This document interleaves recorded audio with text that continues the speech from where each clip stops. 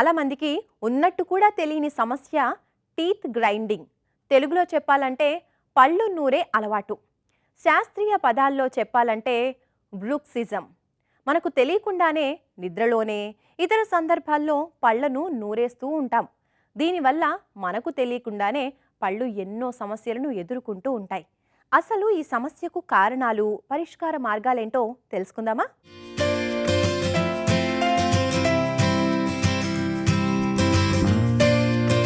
హాయిగా నవ్వడానికే కాదు, తిన్నది బాగా జీర్ణం కావడానికి కూడా దంతాలు చాలా అవసరం. స్పష్టంగా అందంగా మాట్లాడ్డానికి ఆరోగ్యకరమైన పళ్ళుండాలి.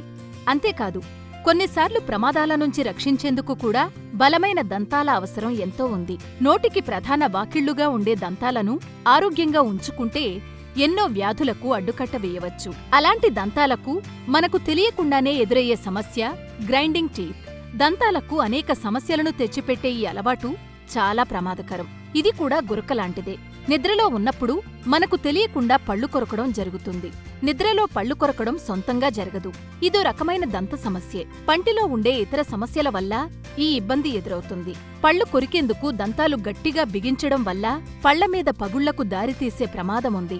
పిల్లలు సైతం వారికి తెలియకుండానే నిద్రలో పళ్ళు కొరుకుతూ ఉంటారు. వారు చిన్నపిల్లలుగా ఉన్నప్పుడు మరియు దంతాలొచ్చే సమయంలో పళ్లను కొరుకుతుంటారు.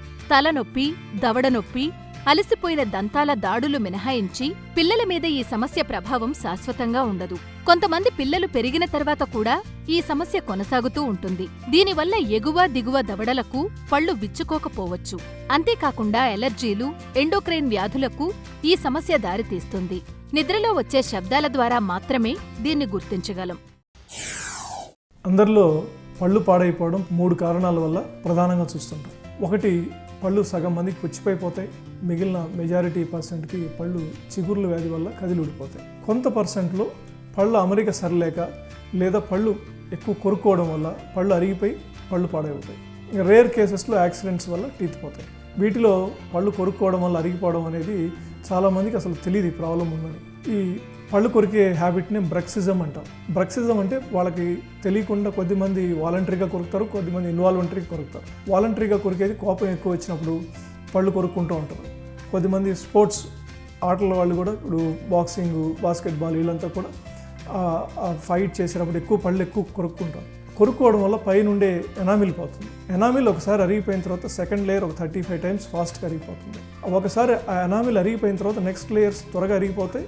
కొంతమంది ఇన్వాలంటరీ అంటారు. ఇన్వాలంటరీ అంటే వాళ్ళు పళ్ళు కొరుకుతున్నట్టు వాళ్ళకి తెలియదు. ఎస్పెషలీ వాళ్ళు రాత్రిపూట ఈ పళ్ళు కొరుకుతారు. వాళ్ళు ఎంత గట్టిగా కొరుకుతారంటే పక్కనుండే వాళ్ళు నిద్ర మేల్కొంటారు, అంత గట్టిగా పళ్ళు కొరుకుతారు. సో ఒక్కరే పండుకుంటే తెలియదు, అది వాళ్ళకి హ్యాబిట్ ఉన్నట్టు వాళ్ళకి కూడా తెలియదు, కానీ పళ్ళు అరిగిపోతూ వస్తాయి. అదే పక్కన ఎవరైనా నిద్రపోయేటప్పుడు వాళ్ళు చెప్పేస్తారు వీళ్ళు పళ్ళు కొరికే అలవాటు ఉన్నది. నైట్ అంతా నిద్రపోయేంతసేపు మెజారిటీ కొరుకుతూనే ఉంటారు. సో ఇలా కొరకడం వల్ల కింద ఎనామిల్ పొర అరిగిపోతుంది, తర్వాత పళ్ళు లాగడం స్టార్ట్ అవుతాయి, తర్వాత పళ్ళు నొప్పి రావడం స్టార్ట్ అవుతాయి. పళ్ళు కొరకడానికి కారణం ప్రధానంగా ఒత్తిడనే చెప్పుకోవాలి.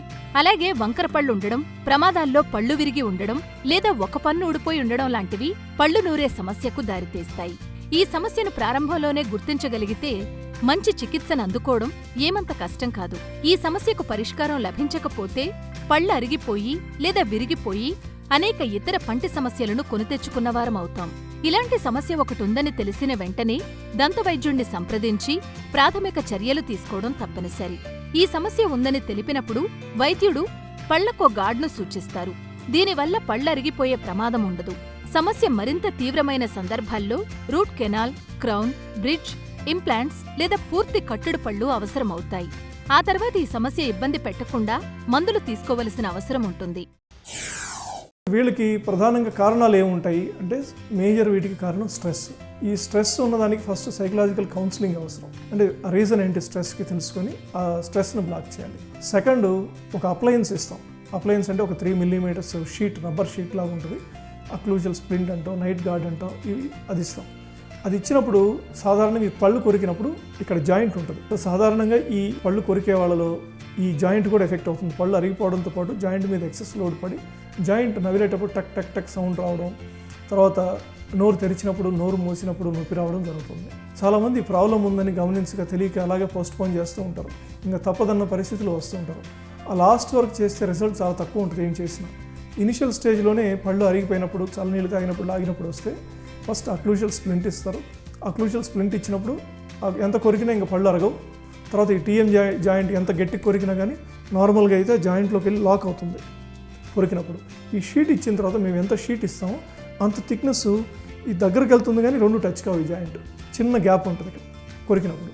సో కాన్స్టెంట్గా అది లోడ్ తగ్గిపోవడం, కాన్స్టెంట్గా రెస్ట్ తీసుకోవడం వల్ల అది ఒక 2 monthsలో అది పూర్తిగా హీల్ అవుతుంది. తర్వాత అరిగిపోయిన పళ్ళన్నిటికీ క్యాప్స్ ఇస్తాం.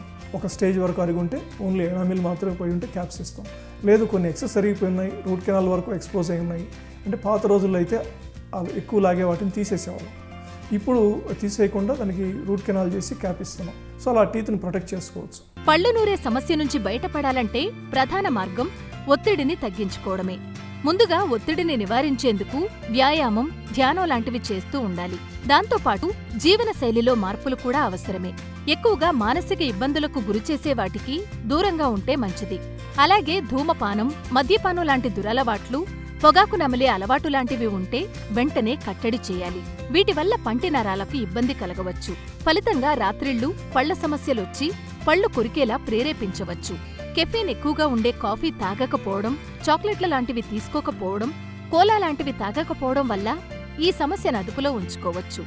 అలాగే చూయింగ్ గమ్ తినే అలవాటు కూడా ఈ సమస్యకి కారణం కావచ్చు.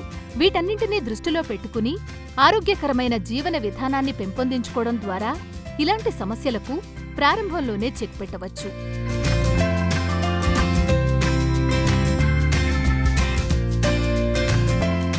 చూసారుగా, పళ్ళు నూరే సమస్య ఎలాంటి సమస్యలను సృష్టిస్తుందో, బయటపడే మార్గాలు ఏంటో. ఈ సమస్య పట్ల అవగాహన కలిగి ఉండటం వల్ల మీకు ఈ సమస్య ఉందేమో గుర్తించడమే కాకుండా బయటపడొచ్చు కూడా.